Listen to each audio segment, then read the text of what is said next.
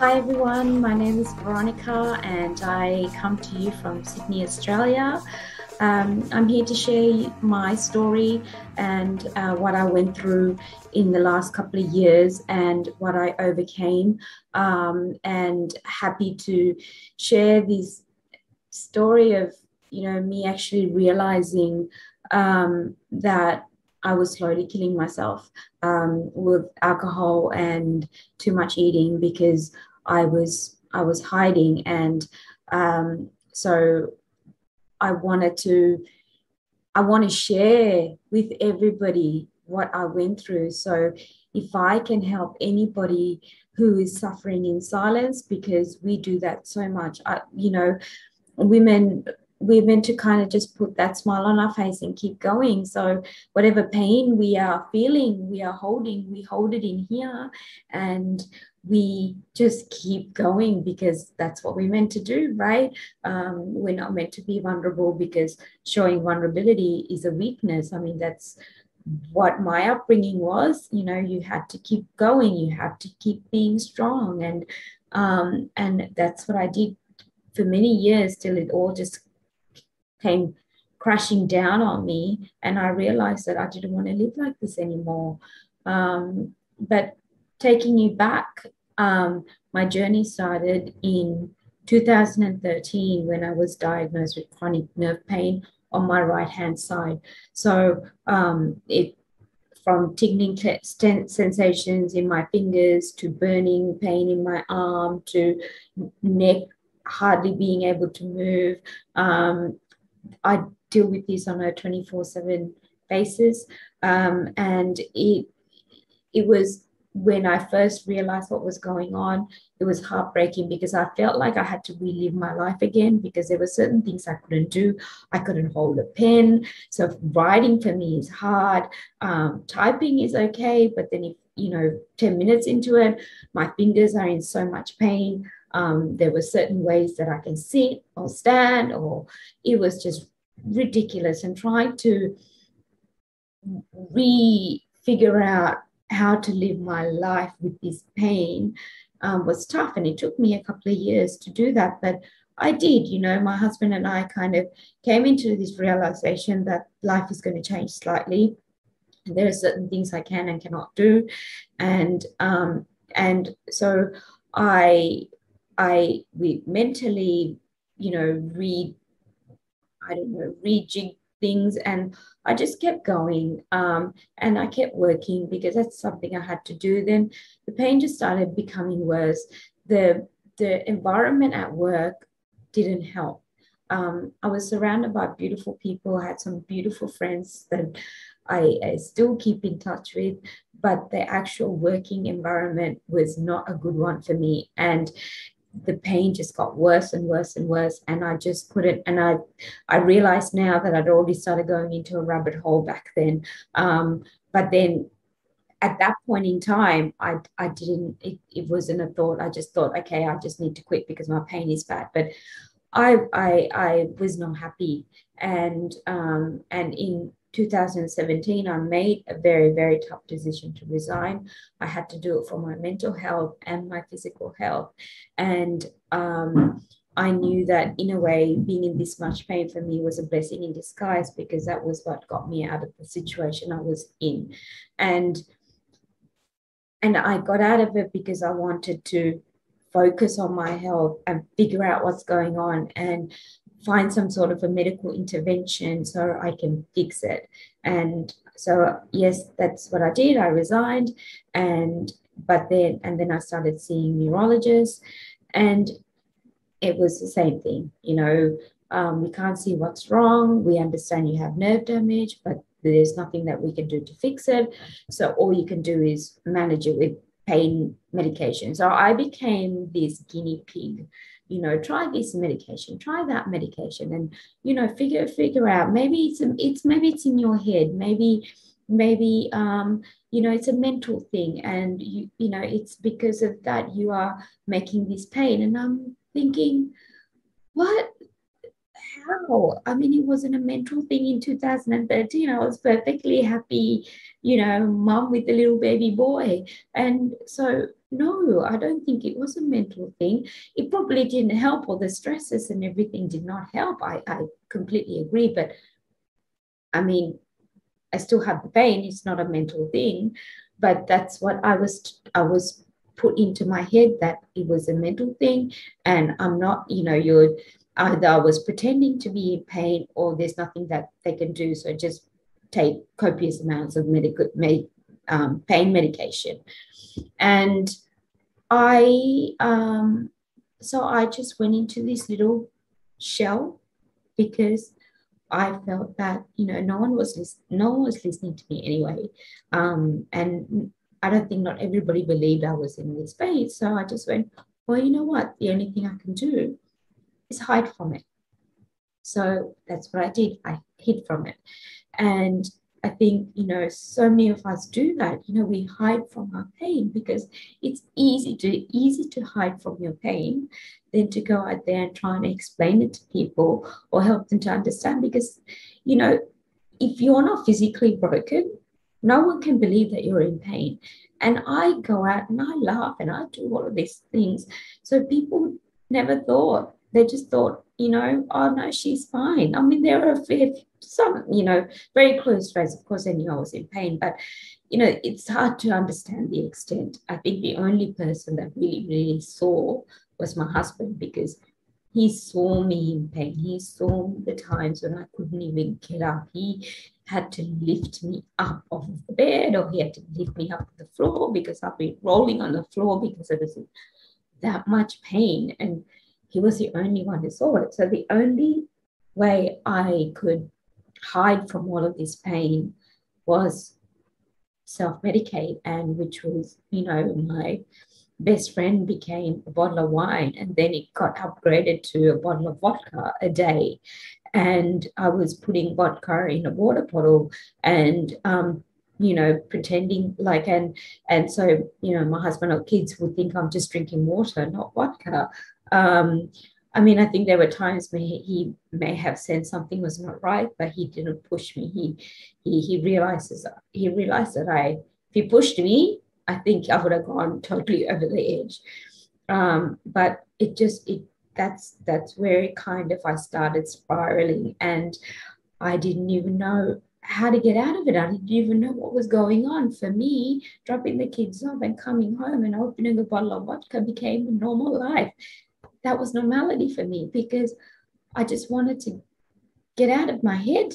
I wanted to get away from this pain. So that just, became normal. There would be times where, I would call my husband and tell him I can't pick up the kids because I wanted to drink. And that's one thing I won't do, is I won't drink and drive, and I won't put my children in danger. So, but I will, and my husband will go, I mean, he's busy at work, but I'll be like, I'm in too much pain. I can't drive. Can you pick them up? So those are some of the things that I used to do.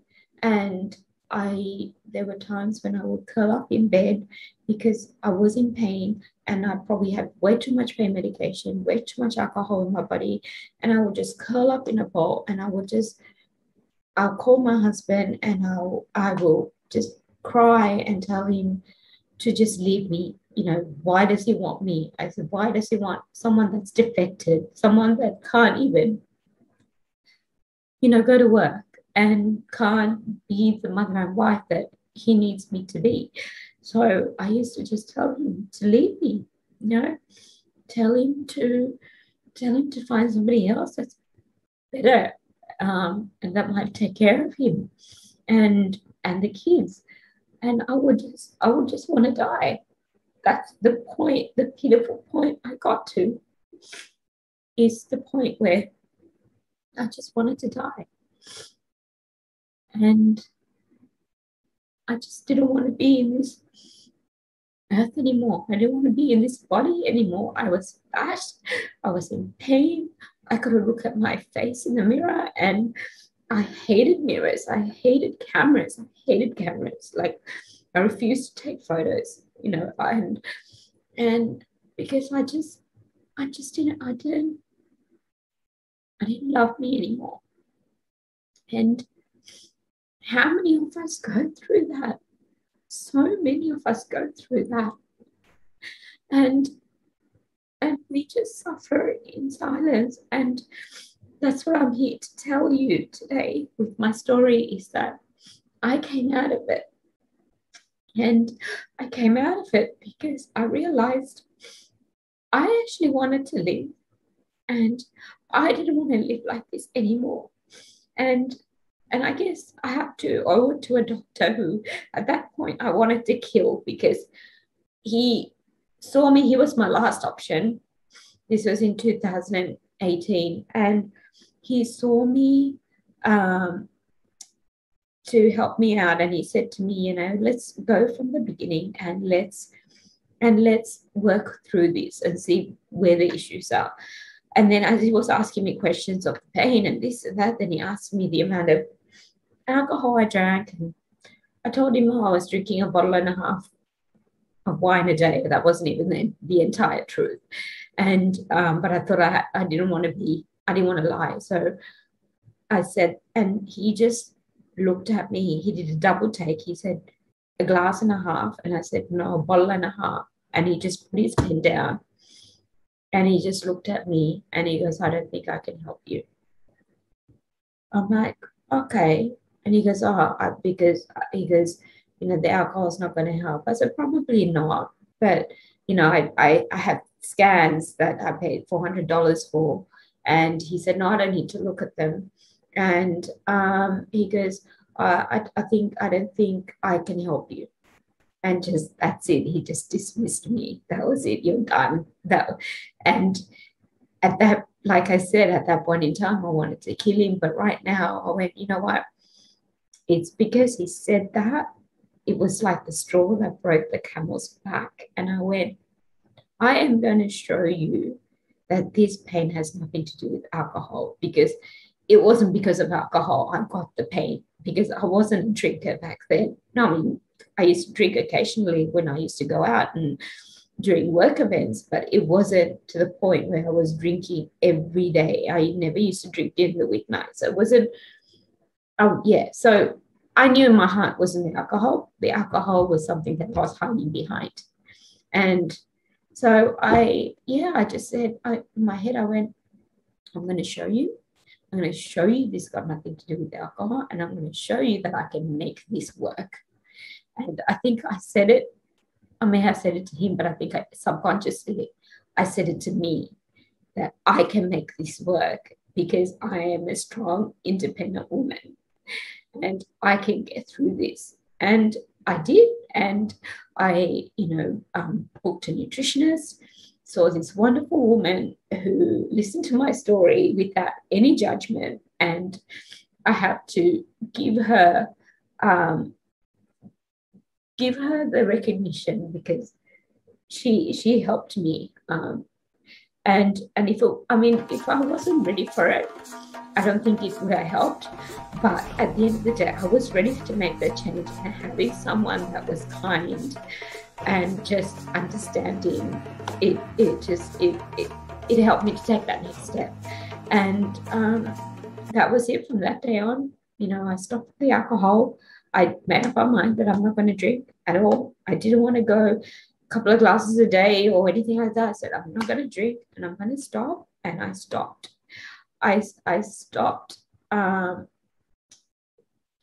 alcohol. I stopped the binge eating at night, and the kilos just started to drop away. I mean, I went into this change because I wanted to go on an anti-inflammatory diet to manage my pain through food, because at the end of the day, I think that's the best way to manage any kind of pain for me, is through food, because food has so much nutrition in it. And if you know what foods you're eating, it's going to help your body. And I guess we all know that, but just to make that decision and do it is not easy. And it's changing your mindset, and it's changing something into your head to go, I don't want to live like this anymore. And changing your habits of actually, finding what's there that's right for you. And I guess for me, Like my motivation was to show that I can do this, and I can make these changes. And I did. I lost 36 kilos. I went from a size 16 to a size 8, and I have all this energy. I can actually spend proper time with my children. I run now. I hated running. I even hated walking, but I run. I run for 45 minutes. I do aerobic exercises, something, and I found, and it was things that I had to find along the way, what's right for me. So that's what you have to do. You have to find what's right for you. You have to find what motivates you, and make the changes. We all go through these times when we suffer in silence, and that's why I wanted to become a life coach, because I wanted to help other women who are going through something similar, whatever it may be. And there's always a crutch that we hide behind, and to figure out that crutch and get through it. I did, and I know that anyone else can. And for me to finally look in the mirror and say I love you is a massive achievement, and that's something that I want to help do for other wonderful, awesome women out there. Thank you for listening to me.